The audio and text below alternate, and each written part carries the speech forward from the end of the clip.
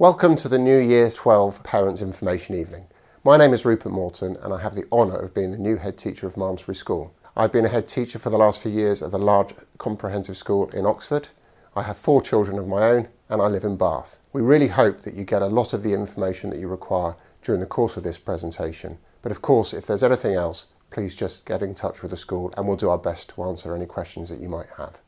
You'll be hearing from Sarah Haynes, our assistant head teacher, with responsibility for our sixth form, and Mr. Andy Backwell, who is our current head of sixth form. What really attracted me to apply to the Malmesbury School, apart from having lived in Malmesbury in 2008 and knowing about the reputation of the school previously, is its vision to be a happy, caring and excellent community, and those really resonated with me. During my role as head teacher of another school, it was very much focusing on the community and making sure that we develop the community to be a place that everybody wants to be part of. Students, staff, parents and carers. I'm not expecting your children or young person to jump out of the bed every morning at the thought of coming to school, but I hope that they get a lot of satisfaction and feel that they are proud to be part of the Malmesbury sixth form. The sixth form is outstanding, as you can see from this quote from Ofsted in 2012. But that quote is a number of years old now. But have a look at our outcomes. You can see that at the highest level, A star to A significant proportion of our grades are at the very highest level, 38% last year. And A star to B, 65%, A star to C, 85%. These are great results and I hope that we can build on them with your son or daughter. And again, the destinations, over 85% of our students applied successfully to go to university, 62% of those to Russell universities, and we had a number of students that were successful in applying to do medical degrees and go into Cambridge. So I'm going to now hand over to Sarah Haynes to give you some more detailed information. Good evening Year 12 parents and students. My name's Sarah Haynes and I am the assistant head that is responsible for Key Stage 5, the sixth form. If I could just introduce to you the rest of the team. Mr. Backwell is head of sixth form. There are 2 academic leaders in the sixth form. Ziska Dodds will be the academic leader for Year 12. John Brown oversees the Excellence Programme and Tom Saunderson runs the Advocacy Programme, more of which we'll talk about in a second. It's a very experienced team of tutors, Year 12 tutors, and they should be really your first point of contact for any concerns or queries that you have, and they will escalate them if necessary to the right people. In terms of contact time for sixth formers, it's very different to Year 11. There's a reduced contact time for subjects in the sense that students will have free periods. Each subject has 4.5 hours a week in the subject lessons, but we expect on top of that for students to be doing 4 or 5 hours independent study or homework, and they can do that in school in their free periods and at home. At the moment, most students have selected 3 A-level options. Some have selected 4 and are dipping their toes into 1 or 2 to see which one they prefer. We ask for all options to be really decided by October. Thereafter, you will have missed too much content really to catch up. But if there's any questions about options, please just go and see Mr. Backwell. He will talk those through with any student. In addition to the subjects that students choose for A-level, we run the Excellence Programme. And the Excellence Programme is a kind of wide-ranging set of options and opportunities that students have in the sixth form to excel in other areas, not just their A-level studies. And we expect students to participate in maybe 1 or 2 of the Excellence Programme options, with some compulsory elements like the tutorial and one-to-one sessions with their tutors, which are vitally important for keeping up to date with PHSE, for being tracked and monitored for their progress. But in terms of what you can opt for, there's a real kind of selection that we've worked very hard to put into place so that there is something for everyone really. Students can choose from core maths, where we find that's really beneficial for students that aren't taking maths A-level but have an element of maths in their A-levels or in their future careers or degrees. Particularly if you're studying biology or geography, that seems to work really well with core maths. Financial capability in Year 12 is a certificate, and then you can take it into Year 13 and it becomes a diploma. And again, all of these qualifications at the top here, the core maths, financial capability and extended project and AS film studies, they carry UCAS points. They carry that kind of tariff that will take you forward into university. The extended project qualification, or EPQ as it's more commonly known, is a qualification where students undertake almost a kind of research dissertation on a topic of their choice, and they log their research journey and make a final product or make a final kind of essay which goes forward to the exam board. And universities really like that qualification because it prepares students very well for actually the independent skills that you need at university. And then we run courses which don't have any accreditation attached to them, but students buy into them because they offer something extra to put on the CV or because they're enjoyable. So things like sport, competitive and non-competitive, including yoga, conversational languages, and Russian for beginners.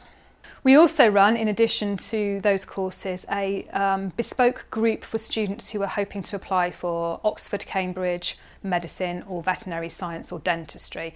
And we take those students through in Year 12 through a series of kind of workshops that includes visits to Merton College at Oxford University. Ex-students come back in and talk about their process for application. We run mock interviews. We help with the application process, the testing that some of those courses require. We give up-to-date information about apprenticeships throughout the year, and sometimes we have people in to talk about particular apprenticeship opportunities that are out there. And we have our careers advisor, Miss Griffin, who students can make an appointment with at any point to just go and talk about careers and possible futures. She has a wealth of information down there and updates us regularly with the apprenticeship opportunities as well. In addition, there are a variety, and I'm not going to read all of these out, of guest speakers, trips and events that we put on as a programme throughout the year. Now, understandably, at the moment, those things are quite difficult to do. We can't really have speakers into school at the moment, and trips are limited. We will endeavour to replace some of these with a virtual version this year. The tutorial programme, which is compulsory, offers, again, a range of PHSE options and that UCAS and post-18 support. So we cover current affairs, politics, sexual, mental health and personal development. All of those are really important to making sure that the young adults that we're educating leave our school with that knowledge that they need for the wider world. The Advocacy Programme is something that we're really proud of here, and all students will be asked to select from a range of options in which they become leaders really for a particular area. You can see on the slides that there are pastoral mentors, academic mentors, or you may just do volunteering in the local community. But when we see students engaged in the Advocacy Programme, we expect them to dedicate at least an hour a week to this. We see students around the school acting as ambassadors for both the sixth form and the school, and it's lovely to see those students working with the younger and lower year groups. Hello Year 12, so I'm Mr Backwell, as you know, Head of Sixth Form. I'm going to talk to you first of all about how we track and monitor students through their time in the sixth form. Mrs Dodd is the academic leader. She works with me, she works with all of your subject teachers, your tutor, and also with your parents to just make sure that you stay on track. So the big thing that will be coming your way in the next few weeks are your academic targets. Your subject teachers set your targets, but they are discussed with you by your tutor. Now, your targets are based on your mean GCSE score, and they are individual to you and the subjects that you are studying. Your data has been sent away to an institution at Durham University called Alice. What they do is they take your GCSEs in each of your subjects, compare it to students across the country and look at the subjects that you're actually studying. So the information they send us gives us an idea of how you are likely to perform. Now I say likely to perform because what we do is set targets, and in our school our students regularly exceed their targets. We set you an aspirational target. We call it Alice +1. So if the information we're receiving suggests that you're most likely to get a C, we immediately set you the target of a B. We'll never set you a lower target, nor will we ever lower targets. But sometimes if you are meeting that target, we'll raise it, we'll inform you, we'll send a letter home. The other thing about these targets is that they are not predicted grades, they are not current achievement, nor should you see them as limiting. They give us an idea of your potential. So take the example that we've got on screen here. The black line represents the student themselves, and you can see that it's right in the middle of the C grade. Now what this is suggesting is that there is a high probability based on how a student with that mean GCSE score compares to students across the country. Most likely grade, as you can see, is the C, so we would automatically set you a B as a target. With the other one, you can see that the little black line is very close to the bottom of a D. Now, we would hope that the student will progress on to a higher grade, but at the moment we would set that target as a D, and you can see the likely outcomes. Now, it's important for us that we regularly give you feedback, and you will receive that from your subject teachers. You'll receive targets for improvement through your work, but from time to time we need to give you more formal feedback. So there are checkpoints through the year at which you'll receive interim reports, and I'm sure you're familiar with those, as well as a full report. The interim reports will give you information about your effort, and there's also a reflection on how much progress you've made towards your target. And quite early on, it's common for a student to have a high target and have a medium progress grade. Your teachers won't immediately say that you need improvement.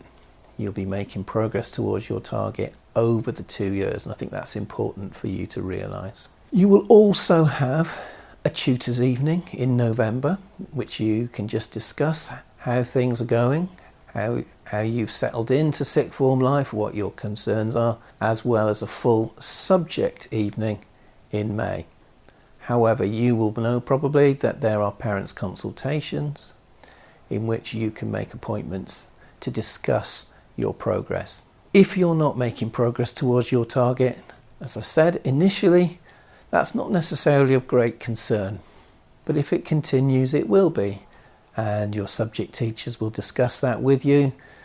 They will email your academic leader, they'll contact me, they'll contact your parents, and we'll have a conversation. Now, normally a conversation between yourself and your tutor, or between myself and you, can resolve the problem. If the problem persists, then it may be necessary to have an academic panel. An academic panel is where all of your subject teachers and yourselves, your parents, the academic leader and a member of SLT sit around the table and we just discuss how things are going, what we need to do to make improvements, how we can support you, and specific targets will be set. This flowchart gives you an idea of the sort of support and interventions that exists. It focuses on students who are considerably adrift of their target, but these interventions will be put in place to support students across the board. First of all, as it says, the conversation is between you and your teacher. Your teacher will contact your parents if the problem persists before contacting the academic leader or myself. So in a normal year, we would have in-class support, maths run lunchtime drop-ins. We can also have supervised self-study where you report to a study room with a particular plan of action. You register that with us so that we know that you're there, and then you work independently. And we just track that that's what you're doing. We hope that that will continue this year. So if you're adrift from your target in the first report, the first interim report in November, we'll acknowledge that, we'll have conversations with you, but that's not going to trigger an academic panel. If we're moving through to March and things haven't improved, then an academic panel might be the way forward. And as I say, this is really about supporting you. Life in the sixth form is completely new to you. You've got new experiences, new subjects even, and you've certainly got the challenge of study freeze. Whether or not you're going to go off-site, whether you're going to go to a workroom. It's really important to get the balance right. It's really important to hit the ground running. But remember, we are always here to support you. One of the things you'll need to develop over this term is a range of independent learning skills. You won't get it right first time. Talk to your teachers, talk to your tutors, and they will help you. Remember, you're a role model to younger students. They'll see you moving around the school and they will aspire to be like you. But also, of course, through the Advocacy Programme, you'll be in a position to support them and help them.